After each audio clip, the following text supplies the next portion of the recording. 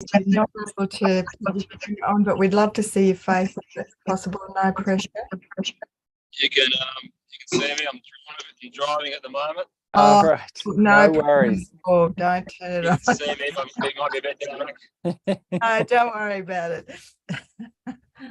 Okay. Beautiful. Welcome. Okay. There'll be some more people, Anne, that will drop in over time, as happens. So I'll just let them in as they come in, but we'll start momentarily. Terry, are you able to put your name on, or is that too hard on your phone? I have no idea how to do that. Right, no worries at all. We can see. I'll look into it for another time. Beautiful. Great to see your face. The top Thanks three. for the invitation. Wow, we're almost getting to the level where we need to use the advanced features like the mute all feature. Remember I did that once and then realized it takes ages to get people off it. We won't do that though. Welcome everyone.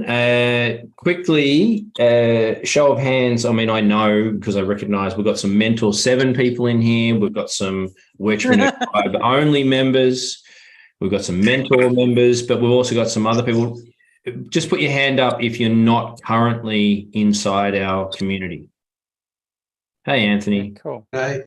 Hey, guys. Cool. Yeah, it was a very random. Obviously, we normally don't do this. That's the whole point of having a closed private network. But with this particular wisdom class and what Anne's going to share tonight, it's pretty much the epicenter of the purpose and the mission and the point of this particular community in and around deep relating. And obviously Martin, who's to my left, I'm not sure if you guys have got gallery view on, who's one of my elders, one of my mentors, and he's a co-founder in this project. We really would like to inspire, encourage, facilitate, and deploy incredible depths of relating and authenticity in the business world, because we feel that should the business world operate with some of those fundamental values, it has the potential to create some interesting change. So tonight we opened up. There'll be some others that may come in that are not in the community, and every now and then for the wisdom classes we might do it. So just prior to drop in Anne's class, because the people watch the recording, and I'll put this recording out, I think, as well, a section of it publicly. Our community, we meet fortnightly on a Monday at 7 p.m. for Australian Eastern Standard, and we are shortly opening a similar fortnightly networking for South America and also for Canada and the States, as our community is starting to grow globally a little bit more now. And this is only one component. The fortnightly all tribe meetings rotate through a series of different methodologies. Some of it we do in our networking format that we call clan style networking, which is small group containers held with protocols not dissimilar to what multitudes of tribal cultures around the world would use for gatherings. Then inside that, we have our Mentor 7 clan work. Can I get a show of hands? Who's a Mentor 7 clan member on call tonight, just so that Anthony and others can? So that work is another depth of container. It's another 2 hours every 2 weeks with a small group, 6 participants only, long-term, minimum 9-month journey where we go super deep in both personal growth and business development. And some of those members that raise their hands have been with us for quite a while. And then there's some other people on the call as well that are helping with the project, like Shirley and David, and assisting with the growth of it. So that's just a little bit of an intro for what's happening tonight. And then shortly after we do drop in, we'll hand over to Anne, and Anne will take us into a little bit of work tonight on our second wisdom class and relational being, which I'm really looking forward to. So yeah, Rich Latimer, Martin, and everyone, just welcome. And what we'll do just briefly is for 1 minute, we'll just drop in and be as present as we can for the call. Um, so yeah, just comfortable, close eyes.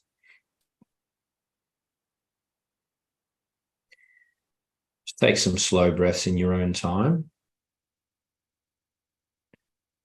And as we tend to do in our networking, but also in our clan work, we're inviting as much presence and connection and compassion as possible, particularly through a Zoom format. And really just removing any and all thoughts, perceptions of any kind, so that we can just open ourselves up to receive some great wisdom. And yeah, and some learnings tonight.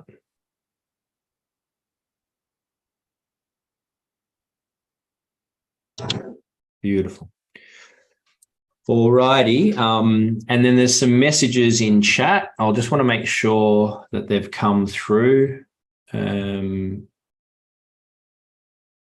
everyone just check the chat for me, please, and make sure there's some messages in there which include some links. Is that there? Just get a thumbs up from everyone. For those that are not with us, there's a link in there where you could come with us, or you could come the next time we run an info session. I'll just do that again. There it is. So yeah, if you like what's happening tonight, and for those tribe members too, as you know, we're opening the doors. You've all got referral links inside your platform, so it's time now. We can start inviting people to the party. Anne is a legend, and met her through the methodology that a lot of you came into contact with this, which would have been probably met myself through LinkedIn or somewhere like that. Some of you may or may not have attended an info session, but I remember meeting Anne and just going, whoa, okay. Just the depth of, your not only knowledge in the space of relating, but just it's who you are. And obviously you're doing it professionally on so many levels. But because it's just so important to me, and I know to Martin and to this project, you were just like, it was kind of like if someone like Anne Morgan goes, you know what, Rich, you're up to something pretty cool here. And it's been an incredible confidence boost for myself. And I think for the rest of the team, particularly with you in a Mentor 7 clan. So it's a pleasure to have you, share with us tonight. And I'm going to hand over to you. Thank you so much, and welcome everyone. And thanks for joining in. Special welcome to my beautiful friends who have joined Sarah and Terry tonight, and all of you who have joined and not perhaps part of the group yet. I really want to acknowledge Shirley, who led us off on our first wisdom class, and there were so many, those kind of synchronicities that you say, oh wow, Shirley's talking about that too. And what I'm recognizing is that all of us are in unique contexts. So just because someone else is talking about the same thing doesn't mean that our perspective on that isn't necessary or valued. In fact, we're part of a very exciting relational revolution.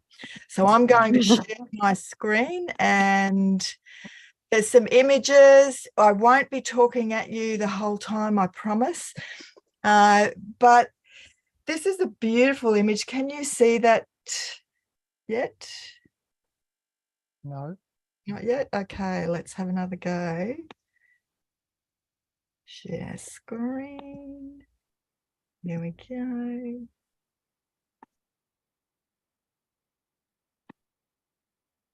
Yes.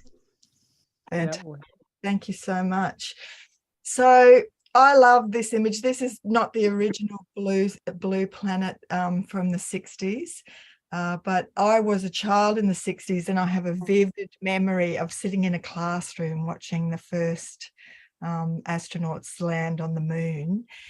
And of course, that was a pivotal moment in the second half of the 20th century, where for the first time we saw the perspective of our planet looking back, and we were looking back on our home. And I think there's been a huge shift over time in understanding that we actually belong to each other, and we belong to this earth. And there's a shift that's going on that I've been excited to be part of in my career as an educator. I'm a parent, a partner, and I'm a lifelong learner. And so I was really interested in what was going on in this network of people who are wanting to do something differently in terms of business and the link and intersection between business and family and personal. And it really appealed to me. And I also want to acknowledge before I start that this work has largely come out of an education experiment that's probably about 40 years old, and that I had the privilege of working in with young people who had, many of them, been excluded from mainstream traditional schools, or they self-selected to leave because for them. Over time, we've developed this wonderful experiential democratic learning communities where adults share power with young people. And so this was for me in particular, a deep learning of another different way of being an educator. And that's what I want to share with you in terms of this model of relational dynamics and this sense of relational practice. But I also want to say that this work is not just academic for me. It's had a tremendous impact on my life and relationships and families through wonderful times, but also through significant grief and loss. And I know that this work makes such a difference. Okay. So this idea of a relational shift is towards these kind of things. People, sometimes we forget that. So does the earth and living systems. Connections between us matter, learning to listen and making and taking time. And if you look back historically, I'm not really a historian, but I do find history fascinating. I'm terrible at remembering dates. I get the vibe of it as they talk about in The Castle. And if you think about the latter part of the 20th century, in science, psychology, psychiatry, emerging work in neuroscience, in ecology, in technology, in the leaps and bounds that we've made in terms of being able to be global citizens and how we are connecting. And then, of course, we remember very clearly the challenges of COVID. Who would have ever imagined? And that's why in this post-COVID era, there's a deep and new opportunity for us to remember who we really are. So in this exercise, I don't want to just tell you about this experience of connecting. I'm inviting you for 3 minutes in a one-on-one, what do you call it again, Rich? I've forgotten. Breakout room. Breakout room, thank you. This is not a share or die event. You mightn't even know what your name means, but it's an interesting entree to get people telling their stories. You might know some things, you might know others. I worked with a fantastic Irish facilitator and another North American who had a Polish background, and they developed this process of gathering and grounding. And through that, I began to understand a deep connection to my family that I hadn't understood. I kept Morgan as a name. It was my family name, my dad's name, and I've always felt strong connection. Morgan actually means lives by the sea. I didn't know that when I first started doing this work. And as I was challenged and encouraged by a beautiful Aboriginal elder that I've had the privilege of working with, she said, "You might don't know where you come from. Go and find out." So I did. And I also know that Anne, A-N-N without an E, is the Irish spelling of Anne. And I have great grandmothers, great aunts who have that name Anne. So for me, doing this exercise has connected me in really interesting ways. Tonight, it might be a different experience for you. You mightn't know yet, and there's no right or wrong. It's adult learning. Enjoy the conversation. There are wonderful people in this group. So, Rich, will you put people in a breakout room and just 3 minutes? Do you know what your name means? If you don't, that's okay. Do you remember who named you? And just to clarify with that, so I'll pair everyone up as best as I can. Yeah. Sure. And And it's 3 minutes each, correct? Yep. No, 3 minutes altogether. So just because we're going to do 4 short conversations. Yep. You've got 1.5 minutes each, deep listening, not conversation, just understanding what someone shares. Okay. Do you want to make it 2 minutes each throughout it? I'm trying to think if I can do it. Where is it? Yeah, might be able to. So when you guys are in there, I should be able to send a little thing that says, okay, next person, or you guys can keep a track of the time. Yeah. Yeah, but I'll do a 2 minute block. We'll do a 2 minute each way. Because that's what's on my. Okay, I'm going to go for that now. Anyone got a specific question before we go into those pair ups? We're good to go? Beautiful. And you can also type any of these things in as well to chat in case when they go to breakout rooms, they lose anything. And I can get it across. I can share it into the breakout room once you go. Okay, so let me just find out how many people we've got.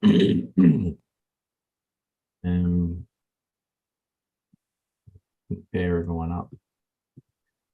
We've never done a pair up. We're all learning. That's a good thing, hey.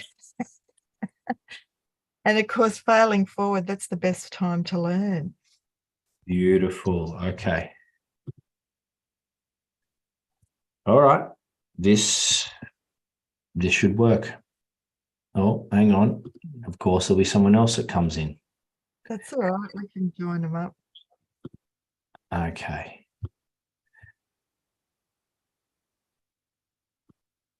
Okay. Oh, there's Phil. Yeah. And you're going to be in one as well, aren't you? I can be. Looks like you're heading off into one. You will be. No problem. Okay.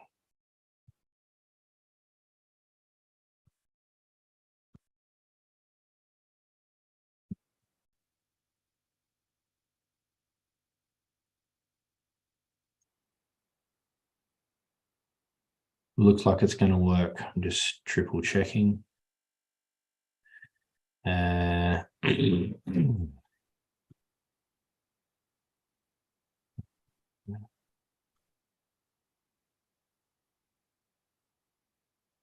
Phil, good to have you. You're with Sarah. He's back in. All right. This looks like it's going to work. Here we go.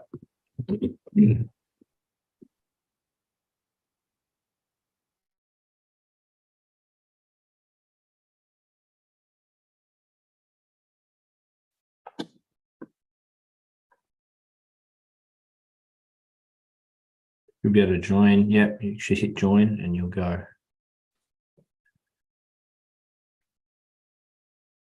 Anthony, did you already click join on yours? No. Okay, here we go.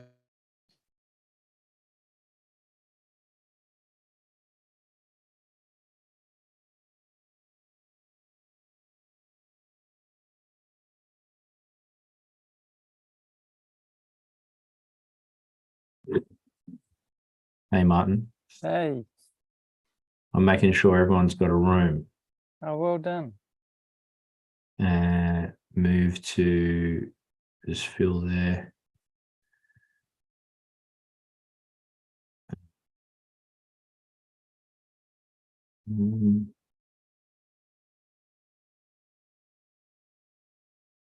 So have you joined a room yet?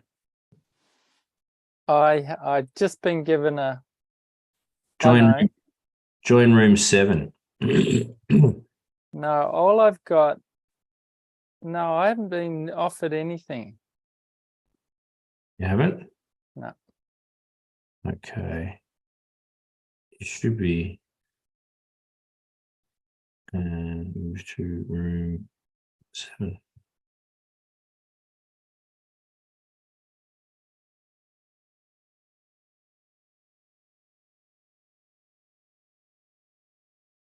Okay, so he's in there.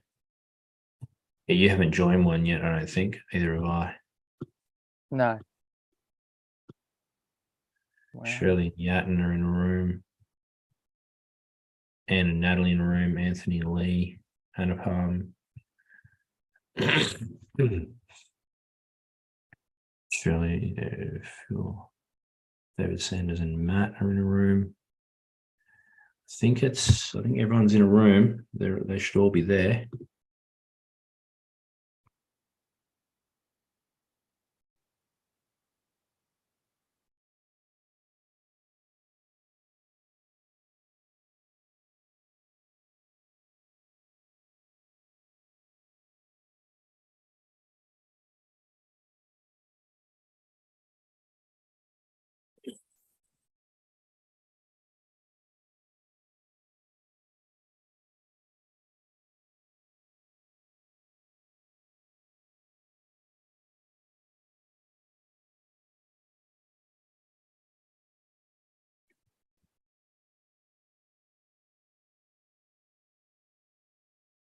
What does your name mean? Yeah. Yeah. Do you know what yours means? Latimer? Do, but I'm focusing on making sure that all these people are in these rooms, and otherwise I would tell you. I want to make sure that there's no one else sitting. So Matt and that seem to be in a room. You can't join room 8. You're in a room. Am I? Let's have a look. Oops. No, there's nothing being offered to me, but that's cool. I'm cool. Okay. Unassigned, not. It's a bit tricky. Oh, we're lucky we've got you steering the ship. Right.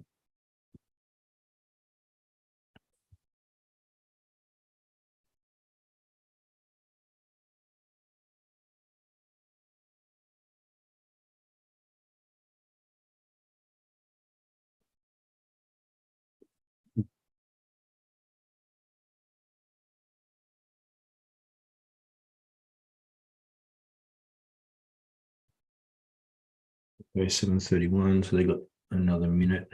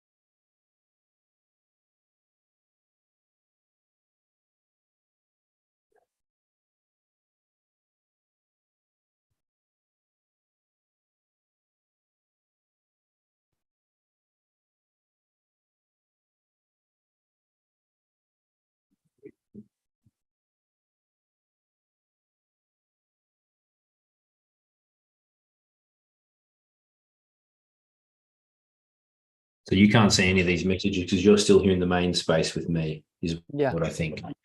You've got 2 devices logged in though, somehow.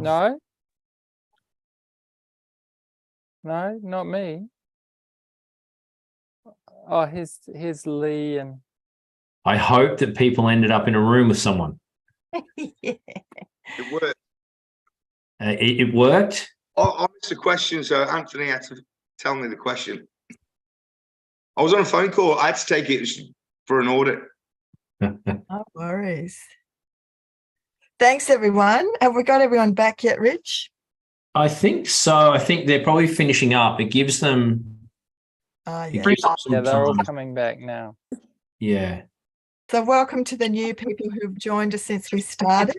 In this next gathering and grounding conversation, and there'll be 4 of them, so we've talked about our names, and now we're going to share about another topic. And again, you can choose which area of your life you want to talk about in relation to this. Oh, that's not the one. This is good. We're all getting good practice here. Here we go. So for this one, I'm asking you to think about in your life, it could be in your work, it could be in your family life or whatever, but who or what has inspired you? No right or wrong answers, but given your current life journey, where you're at, it could be in your business or where you've come from in your family. And I know different people have traveled to Australia. In any aspect of your life, who or what event has inspired you?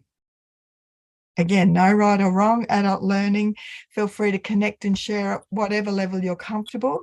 And if you're not too sure about that, that's okay. Just find something else to talk about because you're with some very interesting people. Thank you. So I just want to triple check. Did everyone end up in a room with someone? Yes. Now, Yes. Phil's driving and I think Matt's driving. Phil and Matt, if you can hear me, you ended up in a room, you were able to converse safely? Yep. Yes. Well, that's a good sign. I'm going to try it again. Can we mix up a different, so that by the time we've finished this part, there'll be 4 different conversations that people have had. So you should be able to just reset. Is that okay? Yeah. It's going to be easier for me to open the groups that were for now, but then I can mix it for the next one. Sure, no worries. Okay, thanks everyone. Okay. Here we go. All right. I'm going to.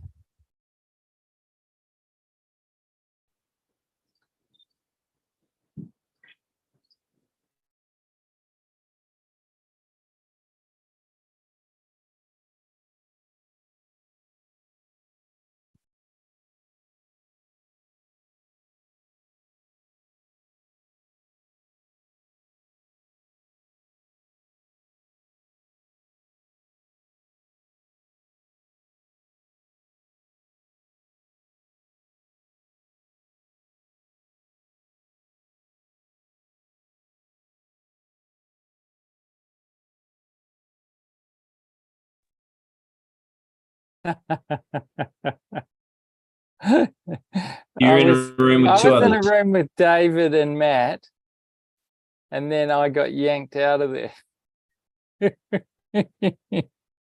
What was the question again that she had?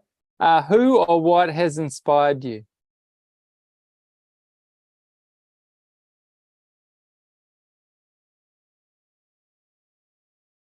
Okay.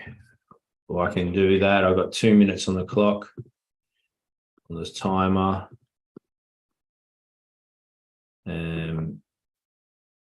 She was, oh, wow. I think the force of nature has inspired me. Oh, beautiful. And I think the fact that it exists and just pushes through so many different things, creates so much different. I guess I see that connected to the force of God. I see Mother Earth as an incredibly complex expression of God. Yes. And so I'm inspired by that because I'm kind of like, well, I'm a part of that. Yeah. So whilst I'm absolutely. experiencing all these different challenges and other types of things and stuff and whatever else, the reality is I'm fundamentally just a part of this massive unfolding. And if the earth can be doing these sorts of things, that's an incredible, I know I get a bit of faith from it, or I'm just like, okay, you're in this thing. This thing is unfolding and evolving and changing and growing. Yeah, absolutely. Yeah, it's absolutely. We're just so an instrumental part of that process. Yeah, I love that. Yeah, my experience of nature as a boy was like that. It just was the one thing that I could see was ultimate. Yeah. And it put this hunger in me to connect with the core of it. Mm-hmm. That was the one beautiful, perfect thing in a world of, I guess,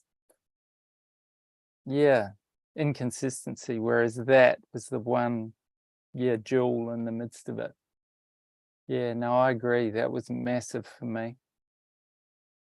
I was lucky. We had this forest at the back of our house, and I used to just go in there and just connect with it. Yeah, it's so vital, hey, as a child to it's magical. connect with that force of nature and to trust something that, you know, it's way bigger, and to know you can retreat to it and gain from it. And that sort of sense of beauty and magnificence and power and infinity, sense of infinity in the midst of it. Yeah, and that, I think it was when I deeply connected, when I really connected with nature and got that boom, wow, like, you know, it's almost like nature and connecting with the physical realm, and that, you know, for me as a child, it kind of, it allowed me to make sense of the completely of the enormity, because I could see it in these different little things that were functioning or whatever else, you know, and the waters and the rivers, and there's a sense of comfort in that, in that connection, because when I feel disconnected from that, then it's really scary, because it itself, nature, then becomes yet another thing outside me that's scary and too complex and too overwhelming to deal with. Whereas I find nature, when I connect deeply and allow myself just to be a little tiny speck in it, comforts me. Because it's a revelation. Nature's a revelation of the divine nature at the heart of it. Yeah. It is. Yeah, that's right. And it reminds you of just sort of the order, the structure, and just the sort of magical heart and loving heart of all of it. Yeah, it's definitely one of my biggest inspirations ever. Yeah, fascinating. And I'm glad I started with that one before I got inspired with people and things. Again, just so you know, you didn't mix it up, but it was good though. Good talk. No, right. I know. I'm checking with Anne about, because they're short little excerpts, I felt it might be good to get deeper with that person that you're with, you know. Good idea. If you want to mix it up, come to the next one. All right. Hey, Lee. Hey. Lee's going to know every single tribe member, first, second, and last name by the time in the next year or so. You're coming to the retreat, Lee? End of the year. Got to have you there, mate. When is it? Won't be an Entrepreneur Tribe retreat without you. I reckon early December. Yeah, okay. I'm Oh, hello. Hang on. Back to the boss. Everybody's. Oh, hi. Here we all are. Guy. Hi. Hey, folks. I love how you got me driving this thing when I told you I hadn't slept for 5 days with sick kids. Well, again, I haven't got access to the. But that's fine. I'm loving it. Right. I'm loving it. So let's have a look at the third one. And if we can, Rich, it's great to swap people around, but no drama, whatever happens. Well, I just had that conversation, and I also wondered whether or not, when you stay with that same pair, because they're so short sessions and we're deepening, there's a potential to deepen that connection and that relating with that person. I don't know. I'm speaking out of shop. You're the boss here, but like, I can do it. You got to make the big call though. There's something about in a forum like this, Hello, Richie. go either way, but I'm happy to just go with the Maybe at the end, could you have when we all finally come back together, could we have a quick, everyone shares experience, like, and we get it that way? Definitely. Yeah, no problem at all. I can try. Let me muck around. No, don't stress. Let's go into this new share. And this is hang on. Can anyone raise their hand if they're bored of the person that they're with currently? When we said authentic, open, relating business network, we're damn serious, right? We just honesty trumps holding face every time, you know. And this really, I remember, Rich, you saying at the beginning when I started that there's going to be times and moments where the rub happens or you feel uncomfortable. That's also a moment of learning. So that's good. Enjoy your 4 minutes of uncomfortable silence. So this one is about a space and play space, and what place for you grounds you. I'm incredibly fortunate that our house is surrounded by trees. So if I go out on the back deck, today I was chatting with the king parrots. The lorikeets were trying to come and steal their seed. We've got kingfishers getting ready for nesting. So for me, being in nature is an incredible healing and grounding thing. So what about for you? Is there a particular place maybe that you engage with every day, or it could be somewhere where you've spent holiday time? It could be a place of home. It might be a faraway place, but you have this visceral experience of it. You know it and you feel it in the smells you remember, and it holds I guess, like for First Nations people, being on country is really significant, and we've got so much to learn from that. So choose or be chosen, and share maybe something of what is a place that grounds you. Thank you. Okay. Cool.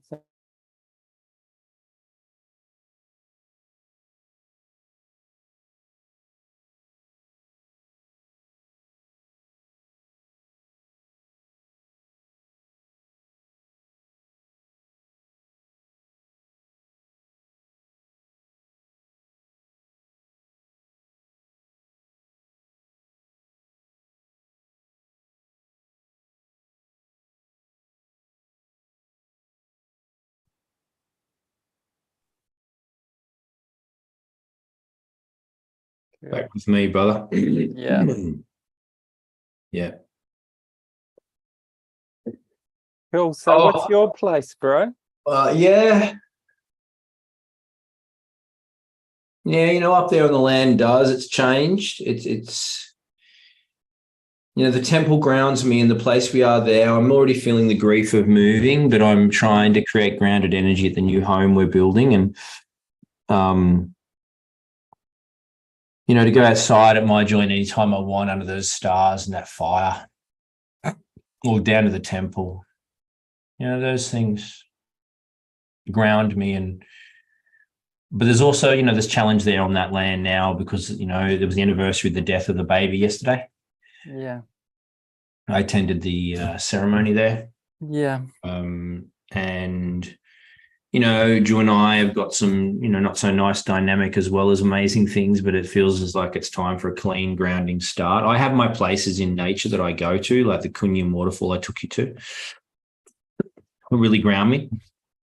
But I like my home and the land around it to ground me. So I'm putting a lot of effort in, to make sure that it's got that feeling and that it's got that vibe. I'm building a stone fire circle with stone seats and I'm putting a really nice area where we can sit and eat, and I've got a pathway into the forest so I can walk up into the forest and get deeper into nature or go, you know what I mean? But yeah, it's that's what grounds me is in and around my home. Yeah, no, it's funny. I'm the same. There's probably the thing that one space is just sitting at the dining table with Diane of a morning, having brunch together. Wow. And also like just being with her walking. Yeah. It's sort of like this space between us when we're in this harmonious sort of communication. Yeah. That's amazing. Like I find a real insight and freedom in that. And just this sense of bigger wholeness in it. But I mean, that's taken us 40 years to develop. Yeah, you know what? Great. It's our wedding anniversary today. Wow, man. 41 years. Wow. It's doable. It's possible. It's doable. Oh yeah. Yeah, and it really, like, even in the last year, there's been a real breakthrough in terms of the depth of communication. There's just been this thing we've just broken through into another place. So But exciting. that's taken 40 years to get there. It's not like that was. No, that's right. And I guess And that's the power of the relating, isn't it? yeah, and I just feel like, just as both of us get more and more free and more and just connected to our essence, Yeah. we're able to share it more freely and openly and gift it to each other, which is really beautiful. It's amazing. Yeah, that's really But yeah, I mean, man, I wish I had this, 40 years ago. It would been. But that's the thing, is this something you've got to pay a high price for is that much more valuable. that's right. Yeah, so I guess I'm focusing on that. Well done and congratulations. Yeah, thanks, bro. That's incredible. That's really incredible. Yeah, it's amazing. Yeah, we had this beautiful night out last night. Dinner. Oh, it was amazing. Beautiful night. Mhm. Good to have you here, Anthony. I'm trying to remember. There's been a few messages back and forth with us over the time. Yeah. No. Tonight worked out well, Rich. So I'm glad to be here. No, it's nice to have you. At the end, we'll get a chance to share it collectively, and I might even pop you a link. We can have a bit of a chat as well. It'd be great to see you come into the community. Well, we're definitely feeling the energy between us, which is good. Oh, great. Oh, you've been in with Anthony Lee. Yeah. No, it's strange how we think similar. Yeah, Lee's in a Mentor 7 clan. Anthony's been in there quite a while. Okay. Wow. Yep. Look at you. Alrighty. So this is the final one, and there is method in the madness. Each of these questions is about relational practice, starting with self, Yes. other, earth, creation, all of those things, living systems, and life itself. No matter how you name life itself, there are many, many, many, many different ways people name that, whether it's spirit, the universe, energy, God. There's so many different ways. All are valid, and is no just one way. So that's what we've been doing, is exploring those kind of things. So bear with me and explore and think about, what are the practices that sustain you? Wow. And there again will be a wide gamut of experiences. My brothers live in Byron Bay, two of them. One has made surfboards, he's retired now. Another one teaches people how to ride surfboards. And I was with cousins who have also, on the weekend, also all grown up surfing, fishing. Those practices sustain them. And when someone dies in the surfing community, the surfers go out into the ocean, create a circle, tell stories, and that sustains them through grief and loss. So in your life, and there's no right or wrong, it may be a spiritual practice, it may be a physical practice, it may be a mental practice. I don't know. What practices sustain you? Because we know if we want change to happen, it's creating habits, little by little, incremental change over time. Enjoy the next conversation. Brilliant. And just before our breakout room, is this our last one, is it? Last one, yep. So I'm happy to do it. Would people like a mix up, or they're actually enjoying the maintaining? Everyone's good? I think maybe. Enjoying the maintaining. Yeah. Yeah, great. Beautiful. Okay. Thank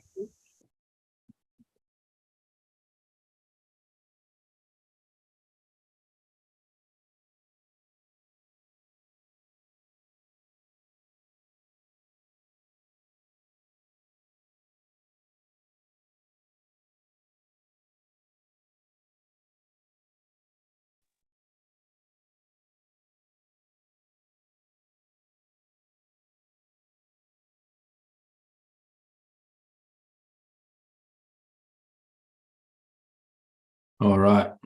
Wow, what a question for me, hey? Yeah, It I'm was, fascinated. oh, Martin.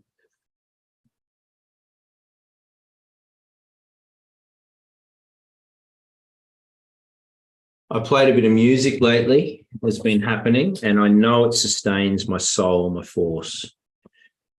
You know, I know it does. I've had a couple of little opportunities, and it is one of my sustainers. Playing with my children sustains. Yeah, yeah, Being in service to my community, yeah, even this very work that we do, it does actually sustain me, but there's elements of my sustaining that I need, like jumping in the ocean, like playing music and things, that really,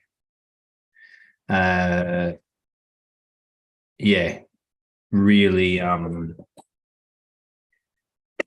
sustain part of me. Prayer as well is really important to me.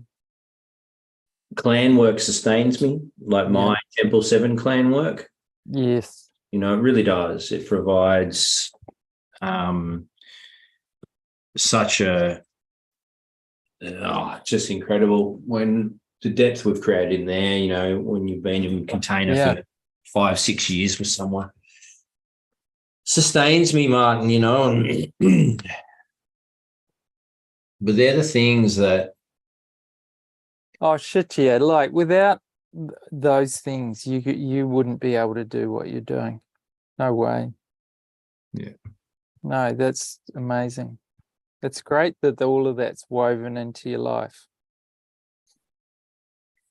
yeah, it's woven in, but there's, you know, that it highlights the need to really amplify the certain ones that really sort of Yeah. love and affection and connection sustain me, and they can be challenging at times. So, but yeah, and yourself. Yeah, me, probably meditation's the first thing that comes to mind. That's been amazing for me. Probably the second thing is exercise, you know, like this commitment to physical health that I've developed as I've got older. I think that really sustains me. Well, you know, really energizes me. And the coaching, you know, the mentoring and coaching work that I do is massive for me. Yeah. Writing is something that's becoming more and more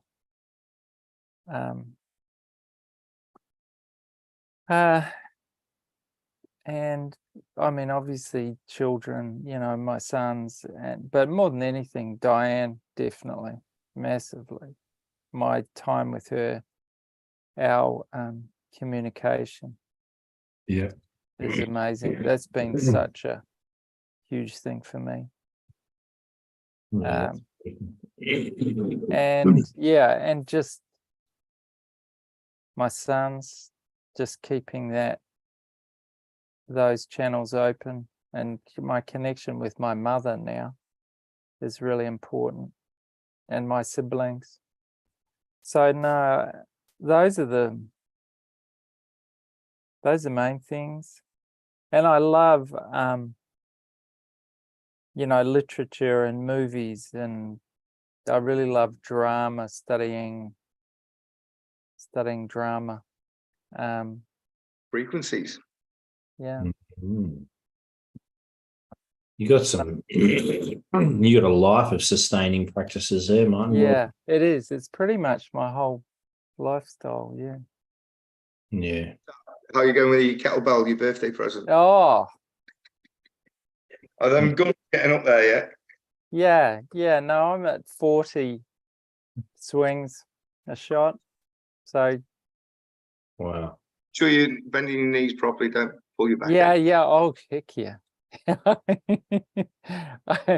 I started at 20 kgs, and I've just slowly built it up. That's good. Wow. That was a nice little dose of guilt. No, I'm joking. Thanks, I'm half everyone. joking. Could I ask you to think about in those conversations that we had, and we did talk about ourselves, we talked about our relationship with others, with place, with ancestors and family, those who've inspired us, and places that have grounded us, and practices that sustain us, which is again Yes. looking into if we want to change our business and the culture of how business is done. I work in education still in a system. I want to change the culture so that it is more relational. So in order to be able to do that change work, I have to start with me. It'd be so much easier, I think, if I didn't have to do all that work with them. But if you want to do the change work, it starts with us. And that's going to be a lifelong experience. If you wouldn't mind just sharing in the chat some reflections on what it was like to be heard, to be listened to, or to be able to share from the heart. Might be just a phrase in terms of what we've been looking at, this relational practice. We've taken quite a bit of time, and it unfolded and emerged maybe in a different plan, and that's totally important, that we just go with that, not get caught up, oh, we should have shown it, doesn't matter. In the chat, what would you say was an insight for you around taking the time, making the time to connect? Doesn't have to be. Can we let everyone just have a 30-second, just because of the numbers, we could probably go around and let everyone just speak that. Yeah, Sure. nice to hear. Yep, no worries. Yep. Rich, we okay time-wise? Yeah, so the All Tribe meetings are 7 till 9 p.m. We're at 8 p.m, so there's about an hour roughly in the wrap up. There's not much housekeeping left out the side of this, so you've just got to work out what you've got up your sleeve in terms of workshop. Right. So Okay. can people have just a one sentence response? Could you reframe that so that we can kick off, and we'll kick off Sure. top? Just an insight for you around what was it like to have those conversations around those topics, about your name, about who you are, what grounds you, what sustains you, and what practices. All right, Martin, Oh, just in brief. an insight. I want to tell everybody today's my 41st wedding anniversary. Oh, Congrats. And I That's have to serious. admit that that's been a big part of my life. yeah. And in so many ways, even the place, one of the place that really grounds me is the place of communication between me and Diane, whether it's here at home or it's out us walking or doing something. And yeah, just in so many ways. So that's, and I'm, yeah. So in the end, I probably, this conversation I was in the group with Rich, it just reminded me of how blessed I am and how relationships right at the heart of my life, and it's so nice to be able to share the story of that and share the skills around that with people who, you know, who are earlier on in their journey. Thanks, Mark. Lee, in brief. Yeah, no, it's really strange that me and Anthony really connected in a lot of ways. His journey, my journey, very similar backgrounds. He's done a lot more things earlier on than what I did, because I was caught up. I think Anthony in his earlier stages had a better understanding of what this community is about. And I've only really discovered Gaia, energy, the universe in 7 years, but Anthony's been across it since his early 20s. So it's been interesting. Yeah, different depths of relating. Right. Beautiful. So in essence, Anne, it's what was the experience like of relating those three things? What was the insight, Anthony? I think for me, it was really about stretching my intellect and going a bit deeper with someone that I hardly know, but we know there's a connection there because this community in itself removes a lot of barriers. So, yeah, it's just comfortable to get an instantaneous connection because of the community itself, so that you tend to open up more, gain a deeper connection, and feel like you've known the bloke for 20 years. So, yeah. Cool. That's Go a out for a very, beer soon. Yeah. that's a very powerful. I'll let Anne speak, but that's quite a powerful insight. It is. It's almost like humans are designed to instantly connect at profound depths with nature and each other. Yet a lot of forums, systems, and educational practices limit that. But then when given opportunity to do so, we're able to drop into it to profound depths. That's the I mean, it's something I've experienced since I was 7 years of age, and I was raised in that way. But as I made friends through life and particularly business was where I was like, oh, wow, okay. It gets pretty damn hard to break through the layers and the depth of relating and connecting. So I think my insight, Anne, is that it's in my primal nature Absolutely. to connect. Yeah. And that's a great realization that I enjoy. Yeah. Phil? I think my realization, can you hear me? Yes. Gotcha. Would be, along those lines that, I mean, I think we just, like to get into some very deep issues so rapidly in a short space of time with someone is not really normal, but I think it should be normalized. Yes. Because we waste so much time with defenses and trying to make, not share our vulnerabilities just to make ourselves look good or to protect ourselves or whatever. And it's a bit boring when, it's just like, how are you? Oh, good. That's just the standard response. And I mean, there is a time and a place for these things. No, of course. It's a really I think we need more of that.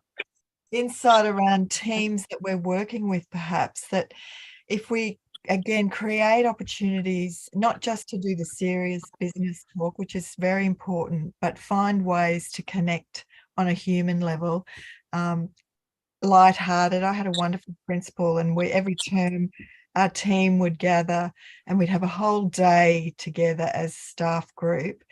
What's working well? What do we need to look at to change or shift, and how are we going to do that together? And often he would spend in the circle a significant amount of time. Could be, what's your favorite piece of music, or what was your favorite movie? And people might speak for a minute, but we'd laugh and we'd find others who have similar connections. And it is absolutely wired. We're social creatures, and we've forgotten, I think, how significant and important that connection really is. And a lot of the structures through more traditional institutions are different now. People are not perhaps engaging in the same way. So it's a really good insight around thinking, how might we do these simple activities, exercises in a structured way at our team meetings? It might be 10 or 15 minutes at the beginning, just to say, this is our gathering and grounding, how are we going to do it? And let every person have an opportunity to do that. Can I just say, Shirley? I was just going to complete the insights very briefly. Shirley, your insight in and around the relating? Well, this is why I love coaching, is because you get into this same space. And it was amazing, I think, how deeply we connected so quickly.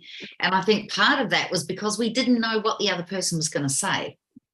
So you couldn't get into your head and do anything except listen and respond.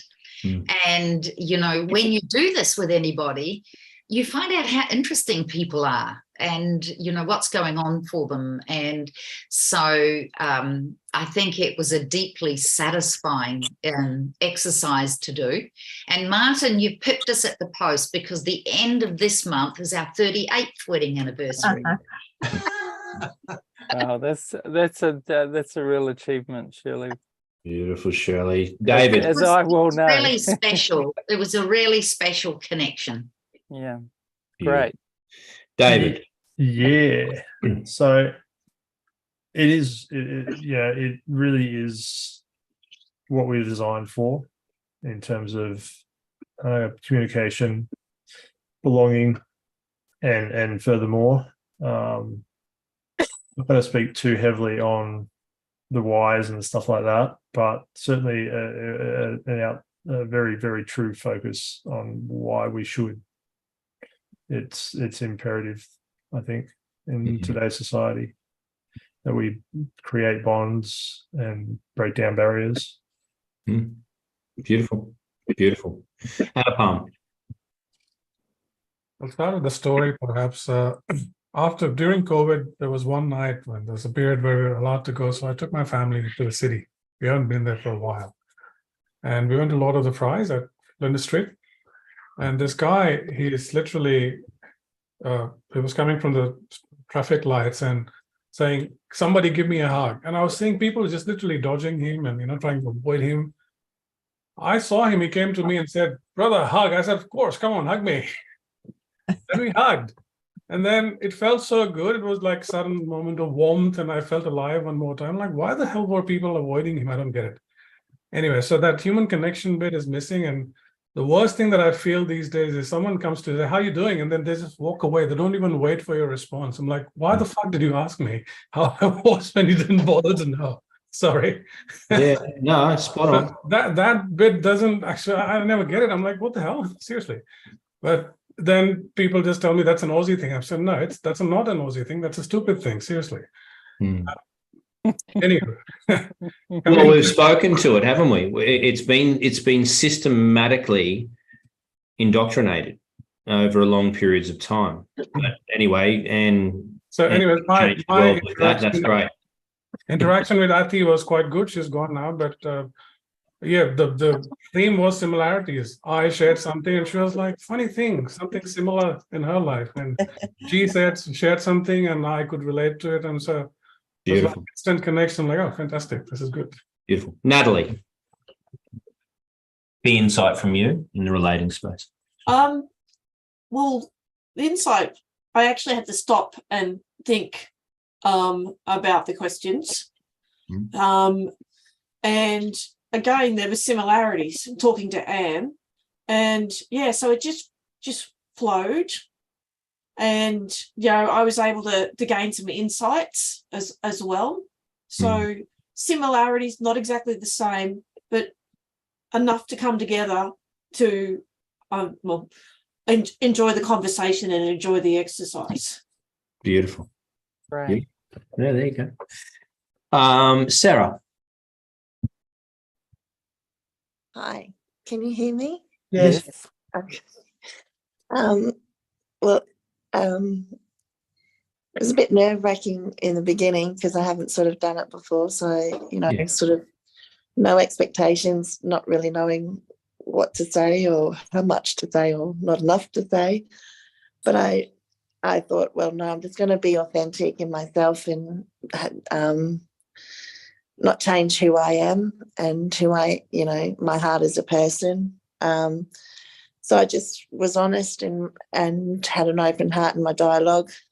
And by doing that, I found that we did have mutual things in common. By active listening, it was great to actually be able to just share in a space where there was no judgment, none at all. And one of the questions I went, oh, I actually haven't had that, so it was really tough to sort of answer one of the questions. Thanks, Anne. Good job. Beautiful. Right.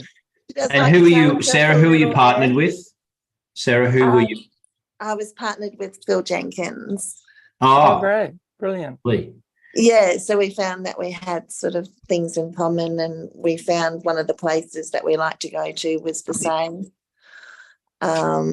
So it was just nice to have a connection, I think, with someone, I think a gentleman said it earlier, you don't know this person, but by just being open and honest,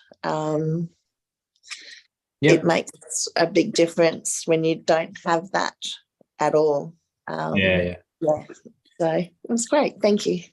No, that's really beautiful and well done, particularly for those people that are not a part of our community and are not familiar we're doing this on a regular basis, and those in Mentor 7 clans are doing it at a profound level, obviously for business outcomes as well as personal growth. But yeah, when it's not familiar and it's a bit foreign, but that's part of the reason why we need what we call cultural spaces. So the Entrepreneur Tribe is a cultural space, which basically says we're going to outline some fundamental values, some basic protocols for relating. And if those resonate with you, then you can come into a framework and as any culture has done. So the culture of not speaking your truth, hiding behind your own shame, fear, and anxiety, and pushing your way through anxiety and suffering, that's a cultural norm, particularly in small business.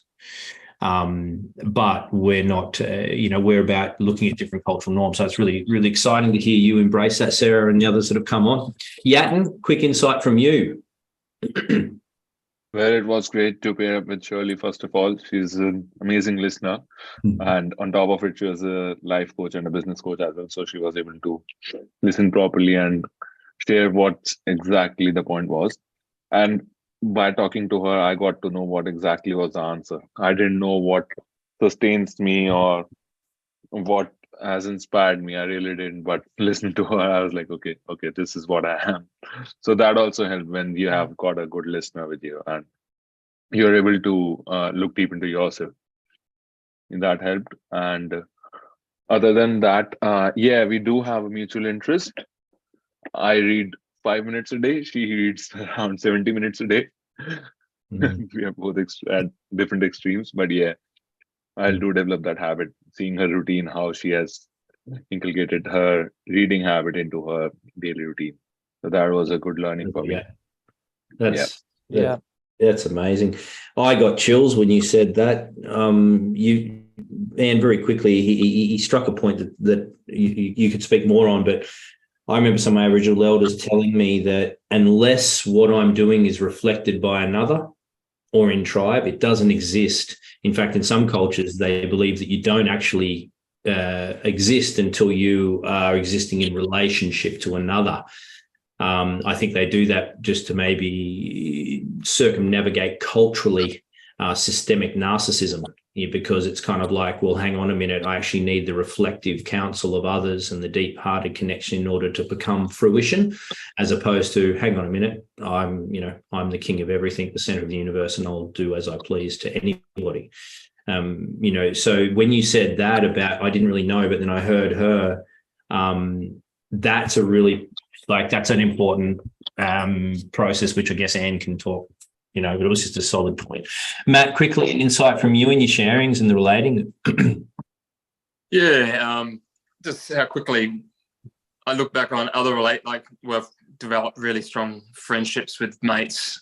Quite often it happens very quickly with the ones that I have lasting relationships with, and I was just reflecting on some of those conversations.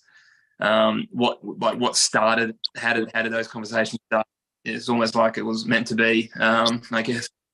But it is being vulnerable on some level, and experience what they're going through, and vice versa. So yeah, the connection is really important, and it's just such a wonderful thing to experience. Yeah, beautiful, good insight. And you're not in the tribe yet, are you? You've come in on the message I sent out with the Zoom link, yeah, Matt? Yeah, that's correct, mate. I was driving back down from Brisbane back down to Byron, Bruns. So. You're a local. I'm in the Byron Industrial Estate in the office. Cool. All right, we'll catch up. Was that everyone shared an insight? I think it was. Yeah. Yes. So Anne. Thanks, Rich. I'm an educator, but again, I'm very happy to be interrupted. So the work that I do is really supporting people to think about how they're showing up. And I think there can be a bit of an emphasis sometimes to always focus on showing up at your best and well, that's great. But I'm really interested in what happens when you show up not at your best and when you're stuck.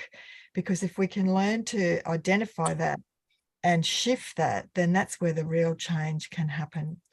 So I put an infographic and you can have a look at it. I'm not going to read through all of this, but that idea of learning to be, and you mentioned that that's part of that relational revolution, is that we are not separate to others. Even when we don't even know people, we are interconnected.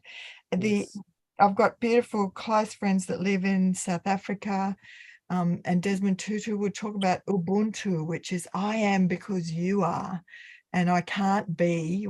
Exactly what you're talking about, Rich, that who I am is because of being in relationship with others. And there's so many different levels of that. There's historic, ancestral relationships that we carry in our bodies, in our memory, but there's also families and connections. Not all of us necessarily have immediate blood families around us, but we create our own sense of community and family. If we desire that, we will create it. And sometimes that can be challenging. So this is the idea of relational being. Our thoughts, feelings, and actions and outcomes, a lot of this would not be new to anyone. But when things are not as you would like them to be, and when you feel stuck in your relationships or not thriving in relationships, and there are times in every single relationship, Martin and would have plenty of stories, and I have plenty of stories, and anyone who's been in a relationship, Shirley, for a long time, you'd have plenty of examples of when things did get stuck, but how you work through that. And these are some of the patterns. What, am I aware of my thoughts? Where does it show up in my body? What am I believing about myself? What am I believing about others? A lot of the time we're assuming a lot of things rather than really asking and checking in and listening. Again, not going through all of this together, but our thoughts actually create our reality, as do our feelings. And there's no such thing as an unimportant feeling. What I recognize through my life and the patterns that set up, that I get reactive and stuck in those feelings, rather than acknowledge this feeling points to something that's really important to me. What is it that this feeling is helping me to connect with in terms of my relationships or my values? And how do I allow that feeling to have a place? But if I hold on or get reactive, I'll get hijacked. And I need to be able to be honest and real in not pushing aside feelings, but sometimes coming in close, sometimes with support, either through a community of practice like we experience in this group, or through family members, or through therapy, or having those really important conversations and unpacking, or good friends, so it's a whole range of different ways that we can unpack this kind of thing. And I'm really grateful for the wonderful women in my neighborhood who offer that support to me, and we do it for each other. And then our actions, because we can think about it and talk about it forever, but when there's a gap or when I'm stuck, am I courageous to actually think about how I'm acting and change that? Do I have a gap in my skills, or are there skills that I can draw on? And what other resources might I need? And as a professional in my, as an educator or whatever profession that you're part of, there might be professional learning or growth. And I think that's also part of what we're benefiting from in this network. And thinking about, what are the outcomes that I desire, that I want? And are some of them out of my reach? Might be because of how I'm thinking about myself, or what I'm believing, or my feelings. And how have all of those things, my thoughts and feelings and actions, contributed to my experiences and the reality? And I think this one is so important. Who will be a critical friend for me? They're just some thoughts. And again, I'm sure many of you have done work in that space. But I guess for me, on a personal level, these are the kind of anchors that have enabled me to then look beyond myself. If I start with myself, if I work on these areas, and at the same time step out so that I can have more awareness of others, sometimes I think we get a bit caught off. It's a bit selfish to be doing self-care and navel gazing and all this stuff. I think, Anupam, one day in our Kookaburra clan, you talked about the life instructions in an airplane. You do your own oxygen, you get your own safety jacket, and then you look after those you're responsible for. So that shared accountability and the capacity to collaborate is also part of relational practice. Operating in a silo or without someone who will be honest and give us honest feedback means that we're not connected to ourselves, therefore not connected to others, and our sense of belonging can feel a bit fractured or just a bit loose, and we lose sight of who I really am, my true belonging.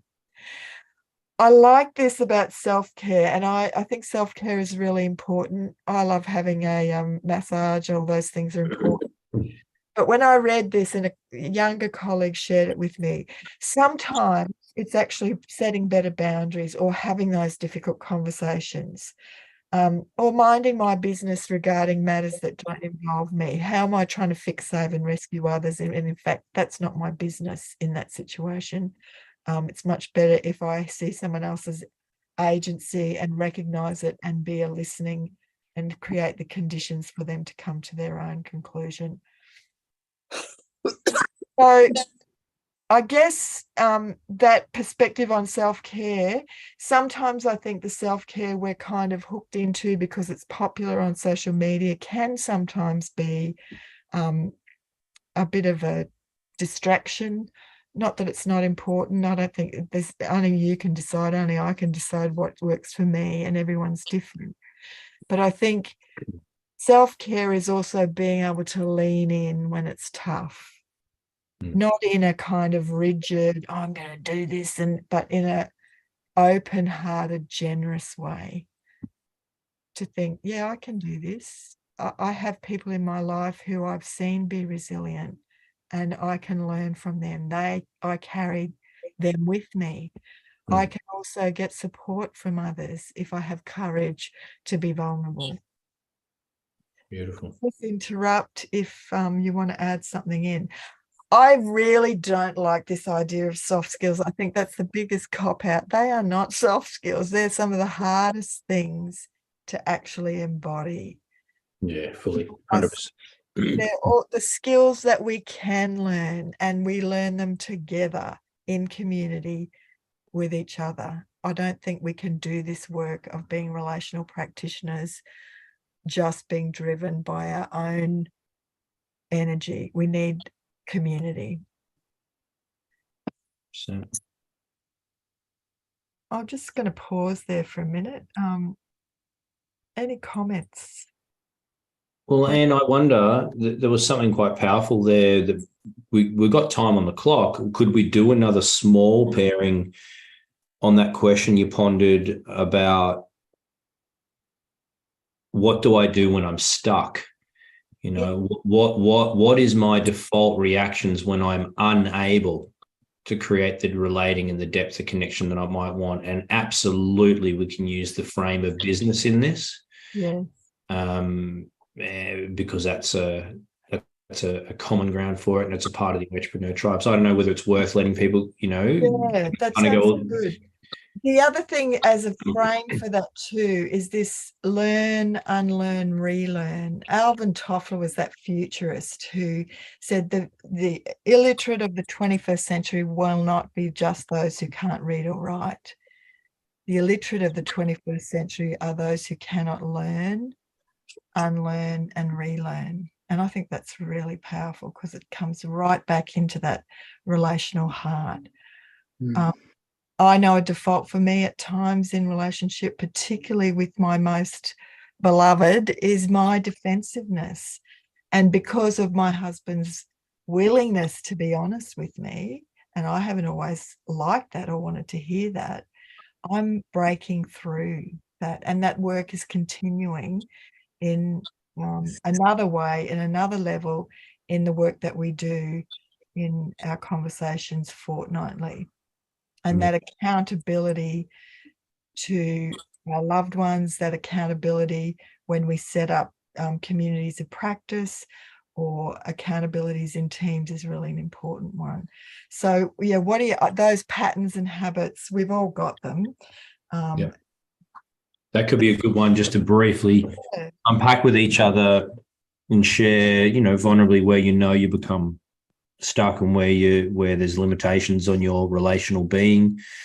And maybe, there might be enough time there to get a tiny feedback from your partner in relation to that particular thing. And I guess it's up to you guys whether you frame that from a business context or relation context or where you need to. Is that okay, Anne? Is that a good one to do? Of course. No, that sounds I'm just great. pretty excited about these breakout rooms, like that I've got it all working. I just want to use it again. Great. Shall we say 5 minutes? Yeah, I'll do a similar thing. We'll just keep to the program. So we can go 2 each. Where do you become stuck in your relating? And how else would you say it, Anne? Where's the opportunities for what is it? Learn, unlearn, and relearn? Yeah, and also, is there a gap in skills, or am I open? Am I willing? Is there a skills gap? Who would be a critical friend for me? Those, or whatever you feel in the moment. I don't think we can. Sometimes overthinking it. Yep. All right. 2 minutes a pair, and we'll see you back here to wrap tonight and have final insights from Anne. Okay.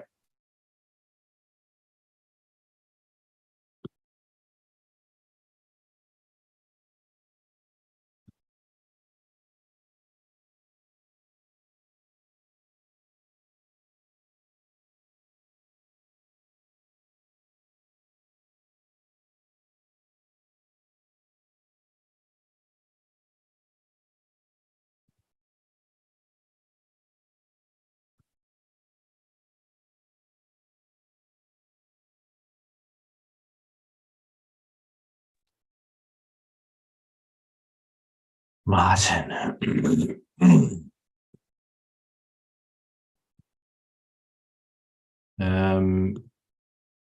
Just setting up the broadcast as well. First person, 1 minute.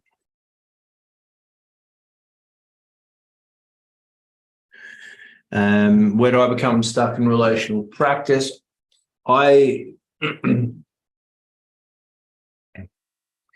It's interesting that the place where I get to see all my relational practice flaws really is in the intimate relationship. That's where, Anupam is with us. Who were you with, Anupam? I was talking to myself, which wasn't fun. So. Because someone has gone. Yes. Yeah. Atty left a while ago, so yeah. You're okay. You're with us then now. We'll work this out. Someone else. I just didn't know. I just exited the room and I ended up here. So. Yeah. Well, you're with us. So that's the big stuck point for me is I'm doing so much intentional relating in my work and in other areas that the place I get to see all the flaws in my intentional relating is in the intimate relationship, in the marriage. And lately I've been realizing where I get stuck is when I feel my wife is not kind of meeting me at the level of relating awareness that I think I've got or think she should have. And so therefore I'm realizing lately, my relating to her is actually stepping out of relational practice because I'm expecting an operation of that relating to be in the way that I understand it, and my awareness and my skills and things like that, which is not going to be mirrored necessarily by her. So if I was dropping that and not being stuck in that feedback loop, then I would just observe her method of relational practice and let it be what it is. And I fucked that up a lot. Yeah, same. Look, I think in this 41 years, I did so much of that along the way, early on, especially, massively so. Partly just because we're so different. Men and women are so different, and they just come at everything from such a different space. And so that's just so understandable. I think that's the most challenging space. But hey, Anupam, How Yeah, about you you? get stuck. Yeah, where do you get What stuck? Rich was saying, kind of, it was almost felt like he was telling my story.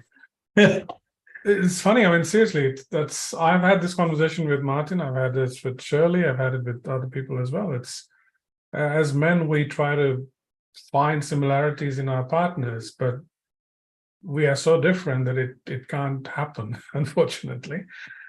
So I think it's more about it's a journey, Richard. What I've done over the years is I've tried really hard to involve my wife in the business, because she used to be a salesperson before she became I made her into a business analyst. Today, coincidentally, she started speaking to me and said, well, I was thinking of doing a real estate course because I don't think I can do this BA stuff for too long because it's very stressful and I don't think I would like it. I said, well, your end goal is to make money, isn't it? And I've been asking about joining the business for the last 5 years. And you just keep saying yes, yes, yes, but you never take the initiative to join. What if I told you that by bringing in one client for the business, you could make as much money or potentially more than as much as you'd make selling a house? And that's a 3 to 4 month process, selling one house. If you invested that kind of money in our business, the kind of consulting that we do, you could easily bring 10, 20 grand during that time frame. So how is that different? That made her think, but I don't think she's very driven from that perspective. So I'm not going to push her in that direction unless she comes to me again. So it's more like, let them come. You build it and they will come, kind of a philosophy. Yes. So once the foundations are laid and she can see, it's like, oh, okay, it's working. So let me put one foot in. And then she starts getting interested and suddenly she's involved. I'm like, okay, cool. So that's honoring her relational practice of how she can feel comfortable to engage in something and allowing that space to open and for her to kind of naturally move towards it. That's brilliant. Yeah, I've always dreamed of Juliana being, well, she's always been involved in every project I've done because she's had her role and her part to play so beautifully with the kids and with life and even with supporting, high level decisions. But that's an interesting one, Anupam. I feel I'm closest ever. I mean, provided that, we don't completely get divorced and we make it through this crunch time of small kids and the whole thing doesn't fall apart. Closer than we ever were in maybe something moving forward because of this work. She's got a real passion for women's work. She wants to get in women's clans. She's starting to take an interest in what this project is. But yeah, I think I need to practice a bit more that approach. So I'm sure there will be similarities, but from her angle, she would want to do certain things where she's comfortable. Yeah. Not necessarily at your pace or at your level. Yeah. So one approach that I have used, which has worked well, is I treat her as a case study, not in a bad way, but because I do mentoring and coaching, and she was my first mentee, my wife. Wow. When I started, I thought I was a good business analyst and I wanted to test out my skills. So started at home, really. She wanted to get out of the sales practice and become something else. And she wasn't heading anywhere in the sales practice anyway. So I said, all right. So first career counseling started with her, and she's a very good case study for me that, look, I'm not going anywhere far. I'm looking at my own house where I've turned my wife from 50K per annum to 4 times what she used to make in less than 7 years. So I'm pretty proud of that and proud of her, actually, to be honest. Yeah, beautiful. So, Anthony, we had a bit more time. It was like 50 seconds left for us to keep talking. That's okay. No worries. No, You're it's all amongst good. friends here. Keep going, gentlemen. I don't know. We've just solved all of our relational problems. How many kids you got and stuff? Me? I'm single. No, have you got any children? No. Oh, kids, yeah. Sorry. I was talking about my kids because we didn't know how to take Anne's question. It wasn't. Where do we become stuck? Well, we'll let everyone share to it. We'll let Anne reframe it. But where do we become stuck in relational practice? It can be anything. It can even be I mean, and there you go. If people found it challenging to work out where they become stuck in relational practice, is that just part of it?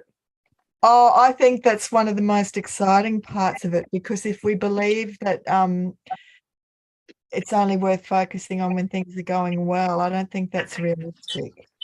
I don't know anyone else who can show up consistently at the top of the game every single day or in every relationship. It's just not, we're human beings, so we will be stuck.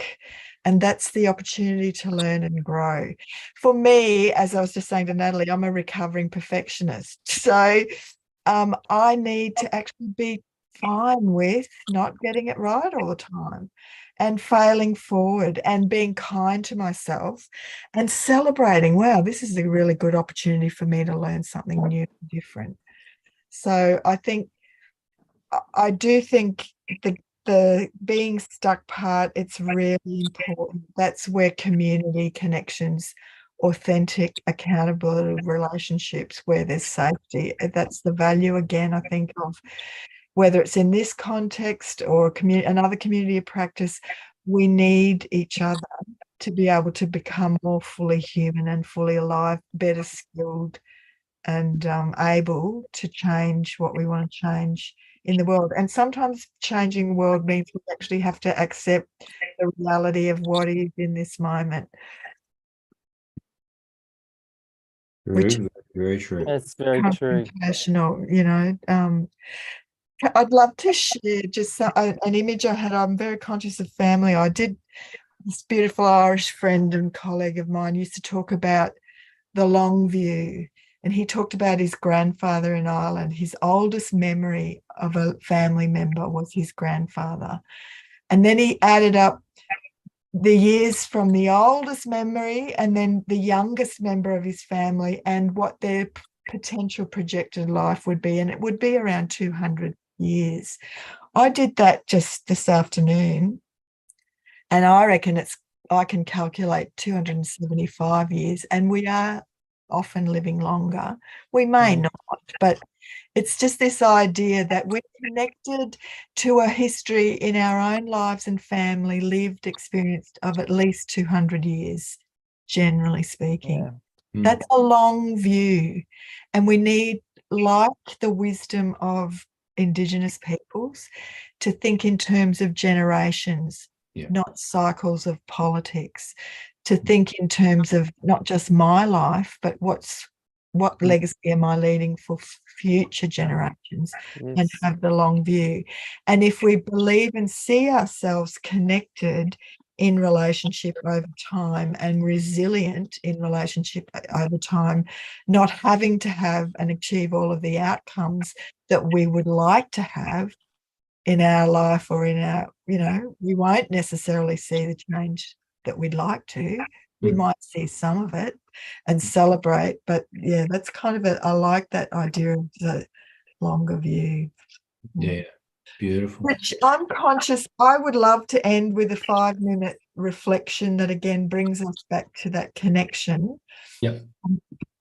Did you want to do any accountabilities or? For the wisdom classes, I mean, for network meetings in general, we do lightly touch on accountabilities as a part of our clan format for that. But unless you had a very acute accountability that you could hand all of us, that we could keep an eye on off the back of this wisdom class, and then I would invite members, and I'd invite those that are not members to become members, can share that back in the platform. Yeah. Results of that accountability. Maybe you could either give one, or people could put their hand up and say, as a result of tonight, like I've got one smack bang on, an accountability that I need to enact upon over the next 2 weeks that will have a fairly significant shift for me, which has come out of tonight's learning. So either you could offer an accountability for us each to practice over the next 2 weeks, and we can report on it in the share here, or very briefly at the next All Tribe meeting in 2 weeks. So we meet every 2 weeks on a Monday at 7 p.m. So how would you like to do it, Anne? Yeah, look, there's one thing that I think that where we are, and I'll skip over this stuff as well, but I think this notion here is worth looking at in terms of where we're at in our world, in our globe, and the polarizing kind of this is such a great question. that are really crippling. Yep. My beautiful dad, I absolutely adore him, but sometimes it was either everything was fantastic or it was all bullshit, and there was very little in the middle. And that was just his cultural conditioning, family conditioning. But who or what do you love to hate or be reactive to? Maybe it's just because it's conscious for me, but I think it's very much in our culture at the moment. Yes. And this is the challenge for us to be authentic relational practitioners, because I recognize I've wasted a lot of energy and vitality in getting hooked and hijacked, in being frustrated or angry. Why don't they get it? And I could be very self-righteous with all these great aspirations about social justice and a better world. But actually, it's a hook that is really unhealthy. And I think there are alternatives. Yep. It's an interesting question. Love to hate. So is that accountability what's an accountability off the back of that? Accountability of that might be notice if there's patterns or habits like these. Just notice and be kind to yourself. Don't beat yourself up. Just go, oh, wow, there's some cultural conditioning. Othering. Are there in-groups and out-groups, or blame and shame or scapegoating, us and them? I'd be surprised if anyone doesn't have some of these, because that's just, again, a little bit of our negativity bias, but also cultural conditioning. Dualism. It's great to be right, isn't it? And why don't they? If they did, they're making others wrong. This either or, black and white, dualistic thinking keeps us stuck, I think, instead of opening up to diverse perspectives. And we know ecologically and environmentally, diversity is what makes us strong. And the individualism of our culture around healthy competition is great fun. I love a great game of sport, great game of cards or whatever. But if it's unhealthy and it's really about power and control and domination, why is it that we so love to cut down the tall poppy? And what are the hierarchies in things, status in our world, that, the top dog thing, that it's just an interesting noticing, being aware. Gee, I didn't think that was part of me, but you know what? It might be, and that's okay. That's probably enough, but that might be an accountability. And also, there might be really good reason and appropriate. I'm not talking about fake letting go of anger or frustration, because there's a place for that. And it's not a demanding get over it and work it out, but it's like just an invitation to notice and bring some kindness and compassion, because a strong feeling might be pointing to something that's a really important value in your life. The work of Susan David is fantastic in her book, Emotional Agility. She talks about this a lot, of how we allow emotions to flow and move through us so that we're not stuck energetically, but also that we're real and honest, instead of just being, oh, I'm fine, everything's great. I think it's not fake. It's got to be real. We feel a lot of things. Yeah, beautiful, man. That's a good invitation. So a couple of weeks of just awareness around where elements of that are playing out in our business lives, our relationships, our intimate relationships, and maybe keep a note of it. And those that have attended tonight's wisdom class, or those that are watching the recording that do engage with it, could possibly report back and share here. And we might even open a small little section on the next All Tribe meeting, where we say, hey, listen, just very quickly, what did anyone notice over the last 2 weeks in relation to those elements of their relating practice? That's beautiful, man. Would we be able to end with the reflection and a song? Because I think this is part of the self-compassion part, and the connection and the healing that we can also engage in by the practices. So I love this Brene Brown quote. Yeah. We feel lost, adrift in our lives. Our first instinct is to look out into the distance to find the nearest shore.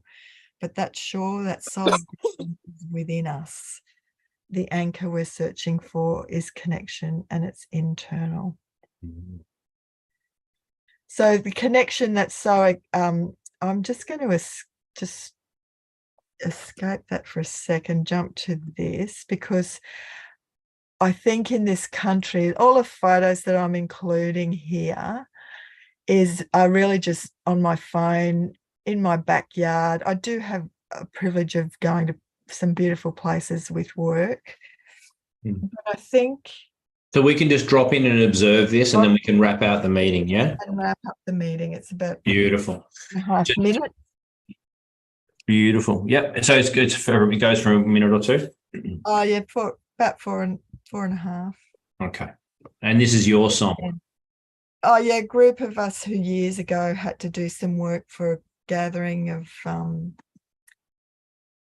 I think it might Beautiful. have been. Everyone put mute on, I guess, and that'll make that the audio from Anne will come through a bit better.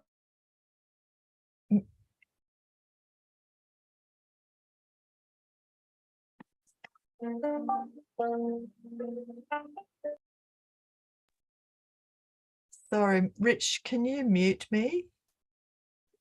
I can, but just go ahead. I'm wondering whether it's coming through your speaker or from your computer audio.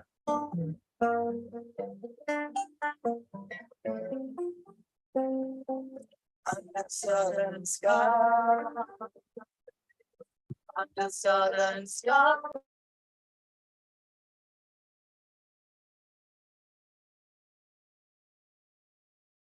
You'll have to unmute. It's coming through your speaker. Sorry. You have to turn your computer up.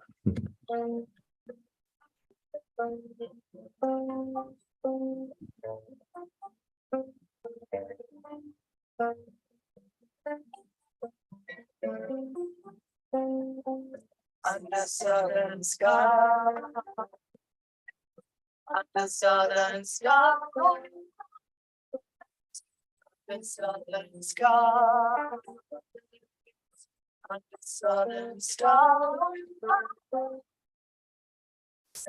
sky and shine, just under southern stars,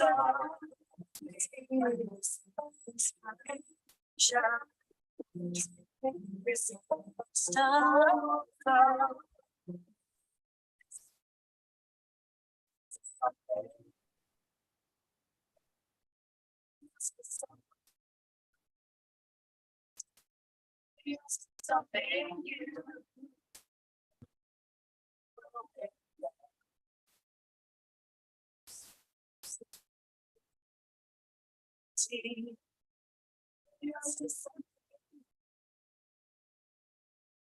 It's somewhere different. It's something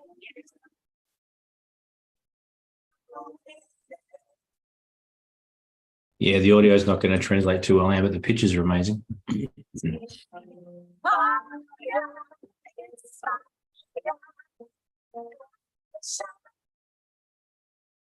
Honestly, Anne, you can't hear it. It's breaking. It's like an old 6-inch LP where it's got scratches on it. Yeah. So, yeah, because it's playing the audio through your speaker, but could you place a link to it, Anne? Like, can you share that in Share Here, like after, and so that we can actually, because we're trying to hear it by it coming out of your speakers and through your microphone, and it's not going to work. So people are you basically can't hear it at all. Hang on, you click unmute. I just saw that I can maybe do it through the same as system. That might one more time, and then if it's no good, no worries. You should be able to share the audio.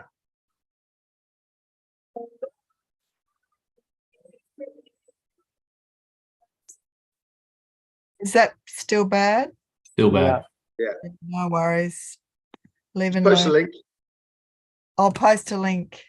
How do you feel about that failing in front of all of us with the audio there? Oh no, look, I'm actually getting much better with technology because sometimes it just does fail. I had a whole program last week and we had technology issues. So I just had to go, yeah, no, we are not doing that. We can't do that. Let's do this. You're doing fantastic. Honestly, I wish my mum was. Sorry. like- You're doing fantastic. Beautiful. And awesome. Any closing remarks from you before we close off tonight? And thanks to everyone for being. Anything final you want to say? It's look, I'm really grateful to Rich and Martin for giving me the opportunity to share this work. And it is a work in progress, but I know for me, being seen and heard and affirmed and challenged through the processes of accountabilities, sharing in honest and real ways. It's been 9 months for me almost now, and it's been really significant and life-changing. So I'm really grateful. The habit of just stepping back and hiding, and yeah, I can be competent and I can be, but there's something shifted in me that goes, no, I'm not doing that anymore. Yeah. And you're referring to some of the Mentor 7 work we've done and the depth that we've held in there is beautiful. Awesome, man. What a pleasure. The recording for this wisdom class will find its way into the wisdom bank, which is in the platform on the left and the navigation on the left. As well, we are going to tighten some of these up and get the core elements and actually create an evergreen ongoing course that'll be accompanied with some extra resources and things that'll be in a different part of the platform under an online training component, because obviously we're going to start to build an incredible wisdom bank with classes like this. So at the moment we're running one of these wisdom classes every third. I have a feeling you're next, Anupam. I thought, yes, beautiful. Looking forward to it. And then the frequency will increase as we walk down our road. And thanks heaps. And my accountability with this in terms of its implementation in the business practices is I need to go and have some more really, really deep quality one-on-one with my team members. And then I also need to put together, and I will execute this tomorrow, a really sort of open relating practice as a whole team. Like, since we've just restabilized through 3 bouts of financial collapse from COVID to a whole range of things that affected one of my businesses, one of the other businesses. And in that process, invite them to talk about what it was like for them, my team, particularly my CEO, with me being under incredible amounts of pressure, overwhelm and anxiety. Like, what was that experience like for them? How was I relating to them? How was I communicating, and what really went on for them as a team? Because I think that'll help them feel stronger for the next time we hit a crisis. So that's going to be on my accountability over the next couple of weeks, which is good. and just, yeah, beautiful, man. Beautiful invitation for everyone to take the deeper relating into their businesses and into the work that we do. It's really cool. Sarah, Matt, you're still there somewhere as well. And Anthony, really would love to have you guys in the community. There's a link in the chat. You can do that, which means we can catch up with you in 2 weeks' time when we do the networking. And if you want to have a bit more of a deeper chat about the Mentor 7 stuff, you can contact us as well. But look, just really nice to have you guys along tonight. And Anne, thanks for being cool. And everyone else, thanks for being cool with opening up and allowing some people that are not yet currently in the community to come in. I think it was meant to be. The right people came at the right time. Matt, I'd like to catch up with you, considering you're 15 minutes away from me as well. So that would be cool. So basically now what we normally do in quick closing is we just go like a 1-sentence checkout, just number one thing you took away from tonight, and really just a checkout. So for me, continue to improve the quality and depth of relating, particularly within my business practices. That's me. Martin? Just how people getting an opportunity to just sit down and ask questions of themselves and speaking out and sharing it can be transformative through reflecting on each other and seeing ourselves in each other. And just for me, the accountability is that concept of committed reading. I mean, I do read, but I'm going to commit to a 30-minute reading a day. I think that's going to be amazing for me. I've never had a really committed reading practice, and hearing Shirley and Yatin talk about it really inspired me. Beautiful. Beautiful. Anthony? Just briefly, more self-awareness. I think just being in tune with whether I have to say something, whether I need to back out, whether I need to listen more, just being more in tune with the inner self and not focused on the outer world so much. Not that I do, but there are times where I offer advice and become a saviour when I don't need to be. And I don't need to jump into anyone else's emotional turmoil if they don't ask me. So, yeah, just more of that. Beautiful. Very wise words. Lee, number one takeaway?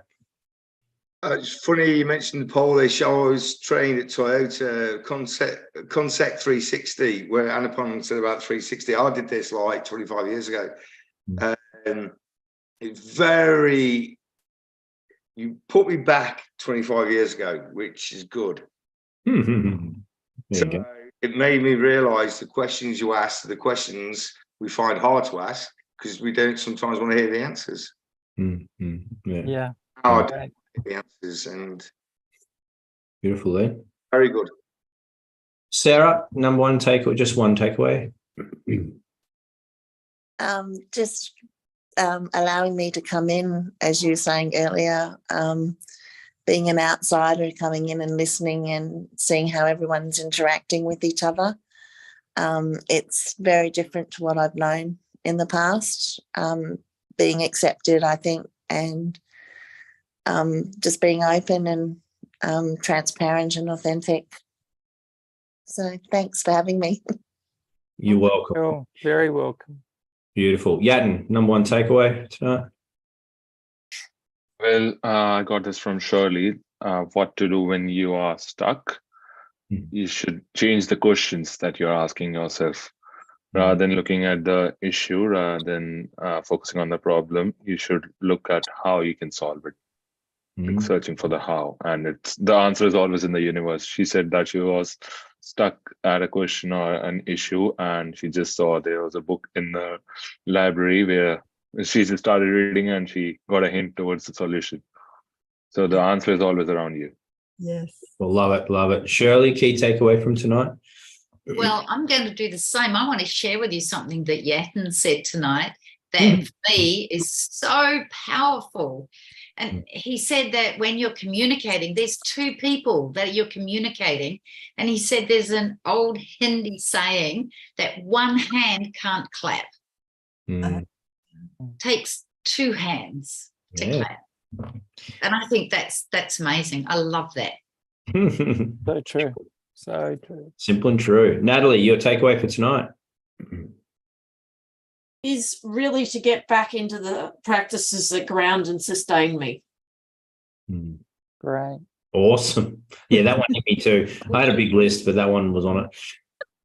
So we'll like to hear about that from you. So everyone here, like obviously nowhere near the accountability depth we do on the Mentor Sevens, but we want it as a part. We always said we wanted it as a part of our networking. We wanted people to be able to get a little bit of, we may actually make stuff happen. So Natalie, it'd be great. You can let us know specifically what you've done in the over the next 2 weeks, that is your grounding practice, and because that'll inspire the rest of the community, particularly those who have attended tonight's wisdom class. Yeah. Yes. So we'll hear from you in the chair here. And if you don't, and you come to the next meeting, we'll put you up on the pedestal. No. David, number one takeaway. I'm just going to revolve around to the picture of those what Anne touted as soft skills, but the beautiful thing is they're actually hard skills in business because not many businessmen know how to use them. It's pretty plain and simple. I can't sugarcoat that, but not many business owners know how to use compassion, empathy, kindness, curiosity. The list goes on. Yeah. Yeah. And there's reasons for that, and there's no judgment needed, but there's definitely a time of change. And in my experience, you find incredible levels of profitability and sustainability in your businesses and teams when you work out. But get ready for the ride. Buckle up. Anupam. Well, for starters, and thank you so much. The content that you shared was fantastic. It allows us, it allowed me to connect with a complete stranger quite seamlessly without any judgment whatsoever. And just being able to relate to her was fantastic. Yeah, beautiful. Key takeaway is that I sincerely hope the community keeps growing, because this is home now, and I just want this to keep growing. Yes, we'll help grow it. You guys you're allowed to now. We feel we built something you can tell people a bit more about now, a bit by bit, so you guys know how to do that. And that'd be great, Anupam. And lovely to have you here as always. Phil, quick takeaway. Great to have you on the call, mate. Super cool. Oh, hang on, you're muted. I'll ask you to unmute. Cool. Okay. Key takeaway. There was a couple. The one about what practices sustain you. I think that's a very good question, and I think not having an answer to that is my answer to that is varied, and not structured enough. But then that also leads into commitment, which at the end there, Martin said, you're going to decide to make a commitment to read for, I'm not sure the amount of minutes, 30 minutes.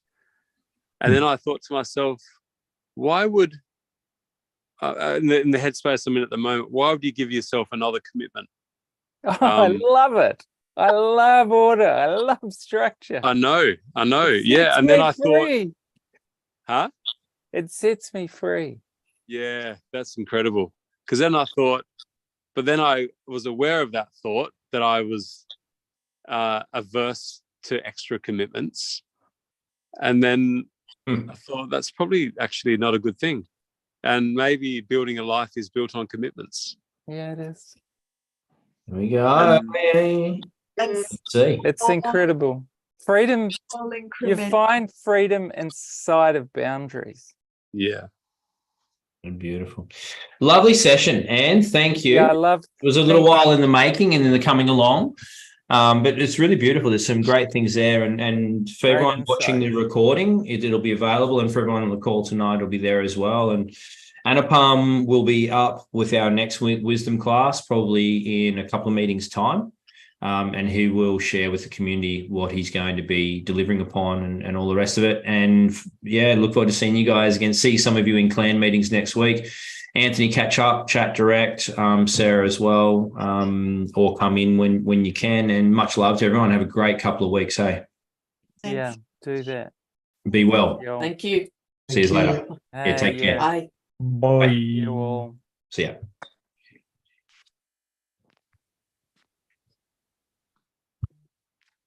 Hang on, Anne. Bottom right, I think. Yeah.